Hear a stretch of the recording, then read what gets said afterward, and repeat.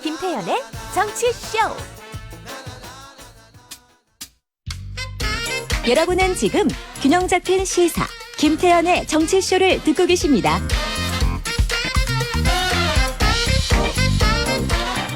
김태현의 정치쇼 2부 뉴스 속 깊숙한 이야기를 들어보는 인터뷰 시간이 돌아왔습니다. 오늘의 주제는 뭐냐 이거죠. 최근 동해상에서 실시되는 한미일연합훈련 요걸 가지고 야권은 윤석열 정부가 친일 본색을 드러냈다 이렇게 주장하고, 여권은 문재인 정부 시절 올렸던 죽창과 선동이 계속되고 있다 이렇게 맞서고 있는데, 요 관련 쟁점 짚어보도록 하겠습니다. 여당의 국민의힘의 성일종 의원 전화로 연결해 보도록 하겠습니다. 의원님 나와 계시죠? 예, 안녕하십니까. 성일종 의원입니다. 예, 안녕하세요. 민주당 이재명 대표 요 친일 국방 발언이요. 제일 처음에 나온 게 지난 7일에 민주당 최고위원회 회의에서 이제 한 발언이었는데, 그거 처음 그 발언이 언론을 통해서 소개됐을 때 의원님 무슨 생각이 드셨어요? 최고위원회에서 한 게 아니고요. 전날 국방위원회가 합참에서 있었죠. 예. 거기에서 처음으로 이 문제를 제기를 했었습니다. 합참에서 처음 제기했습니까? 예, 그렇습니다. 그래서 그 다음 날 제가 이제 저희 당의 원내대책회의에서 너무 안보인식의 문제가 많아요. 그래서 그걸 얘기를 했고, 또 최고위에서 두 번째로 이재명 대표가 얘기를 하셨더라고요. 두 번째로 최고위원회에서요? 그렇습니다. 네. 그래서 대권 후보를 지내셨고 지금 대한민국의 한 축을 이루고 있는 거대 야당의 당 대표께서 있을 수 없는 얘기인 거예요. 그래서 동해에서 하면은 친일이고 남해에서 하면은 친일이 아닙니까?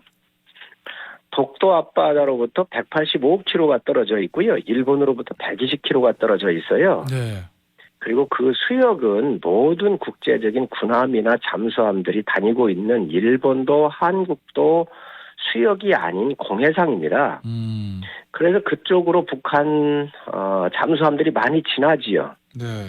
훈련을 왜 합니까? 적이 침입할 수 있는 가상의 통로로 해서 하는 것이 가장 현실적이지요. 네. 남해로 오는 것보다 동해로 북한의 잠수함들이 나오는 게 훨씬 빈도가 높잖아요.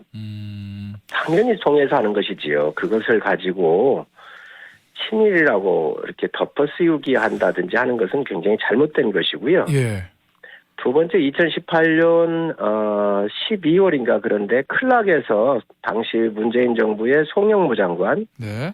그리고 미국의 매티스 국방부 장관, 그리고 오노데란가요? 그 일본의 관방장관이 모여가지고 북한의 핵 위협이 증가하기 때문에 이런 대잠 훈련 같은 걸 하기로 한 겁니다.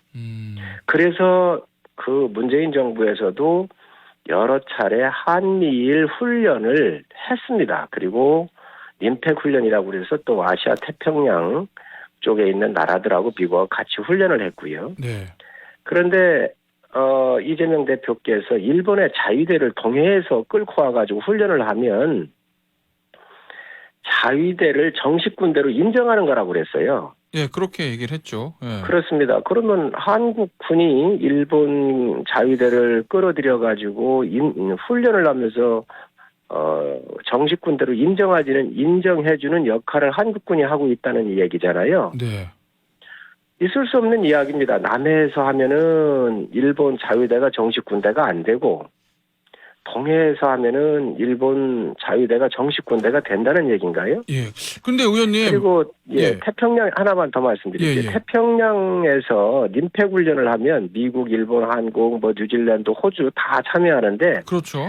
국제적인 국가들이 모여가지고 그럼 일본 자위대를 정식 군대로 인정하기 위해서 훈련을 한다는 건가요? 있을 수 없는 논리를 가지고 지금 친일몰이를 하고 있는 것입니다. 그 이재명 대표 얘기를 좀 보니까 이 훈련을 통해서 일본의 군사대국화, 보통국가화로 가는 징검다리가 될 수 있다, 이렇게 주장을 했는데, 그런데 일각에서는 그런 걱정이 있는 것도 좀 사실 아닙니까? 일본의 우익 정권이 결국은 평화헌법 개정하고 자위대를 군대로 만드는 게 그들의 목표인데, 이런 훈련을 빙자해서 무장을 강화하고 평화헌법 개정까지 나가는 거 아니냐, 그런 걱정은 좀 할 수도 있는 거 아니에요? 군사 대국화를 지금 촉진하고 있는 것은 북한이지요. 북이 핵과 미사일을 개발하면서 그 명분으로 지금 군사 대국화를 촉진하고 있다고 한다면 오히려 북한한테 그 책임이 더 크다고 해야 될 것이고요. 북한의 책임이 더 두 크다. 번째로는 중국이겠지요.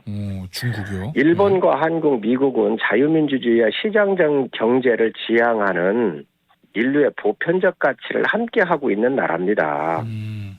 그런 나라들하고 평화를 수호하고 또 북한의 핵이라든지 미사일로부터 여러 가지를 서로 방어하기 위해서 훈련을 하는 거를 친일몰이로 한다고 하는 것은 국방적 시각으로 보나 외교적 시각으로 봤었을 땐 있을 수 없는 지도자의 망언이라고 생각을 합니다. 알겠습니다. 의원님께서 이 대표의 발언에 대해서 죽창과 선동질이다 이렇게 강하게 비판을 하셨네요. 그렇습니다. 지금 사법 리스크가 상당히 지금 고조되어 있는 거 아닌가요? 대장동, 백현동, 성남FC, 변호사 대납 의혹 등 수없이 많은 그 사법 리스크가 지금 산재해 있으니까 이러한 위기적 상황을 탈피하기 위해서 안보를 죽창과를 들고 지금 현재 친일몰이 하는 거로 아닌가. 저는 있을 수 없는 일이라고 생각을 하고요. 네. 대선 과정에서 이재명 대표께서 떳떳함을 강조하셨으니까 그럼 사법 리스크가 있으면 자청해서 먼저 하든지 해명하면 될 일을 국가의 큰 안보적 상황입니다. 북한에 핵실험하지 말라든지 미사일 쏘지 말라든지 이런 경고 한 번 하지 아니하고 한미일 군사훈련한 거를 마치 평화를 지키기 위해서 하는 이 훈련을 친일몰이로 몬다고 하는 것은 있을 수 없는 일이지요. 100년 전에 일본하고 국력을 비교하기가 어려웠던 시절에 우리가 치욕스러운 역사 경험이 있습니다. 과거로 회귀를 해가지고 우리 국민을 그 아픈 과거 속에 이 상처를 끌어내가지고 그 친일몰이 한다는 것은 있을 수가 없고요. 이제 대한민국이 10위 이상의 위대한 나라가 됐습니다. 세계적인 강국이 됐습니다. 미국의 어느 연구기관이 세계 경쟁력 있는 나라 6위 정도에도 올라 있지 않습니까? 일본보다 국격 경쟁이 높다 이렇게 평가한 기관도 있긴 하죠. 그렇습니다. 이제 대한민국이 그런 컴플렉스 있는 나라가 아니고 당당히 세계를 주도하고 한류라든지 국방 분야라든지 반도체 모든 산업에서 세계를 주도하고 있는 위대한 나라입니다. 이런 나라를 친일몰이 한다고 그래서 국민들이 거기에 동의하겠습니까? 알겠습니다. 그래서 이러한 그 정치하면 안 되고요. 우리 국민들한테 희망을 주고 또 안보라든지 이런 부분은 국제적인 공조를 통하면서 또 북한에 대응할 때 유연하게 할 때는 하고 강하게 할 때는 하고 이런 대안을 가지고 얘기를 해야지 과거에 함몰되어 있는 아픈 상처를 끌어내가지고 우리 국민을 이렇게 무시하는 것은 바람직하지 않다고 생각을 합니다. 그 의원님이 지금 국민의힘에서 정책위의장도 맡고 계시고 상임위가 지금 국방이신 걸로 알고 있는데요. 그래서 얼마 전에 그런 보도가 있었어요. 북한의 핵 도발이 계속되면 9.19 군사 합의를 파기할 수도 있다. 이런 보도가 있었는데 실제 지금 입장은 어떠신가요? 저희가 먼저 파기하는 일이 있겠습니까? 항상 남북관계에서 우리가 먼저 북한을 공격하거나 아니면 우리가 먼저 호전적인 행위를 한 적이 있었나요? 그건 없죠. 항상 북한이 먼저 대한민국을 호전적으로 공격하거나 군사적인 적대 행위를 했습니다.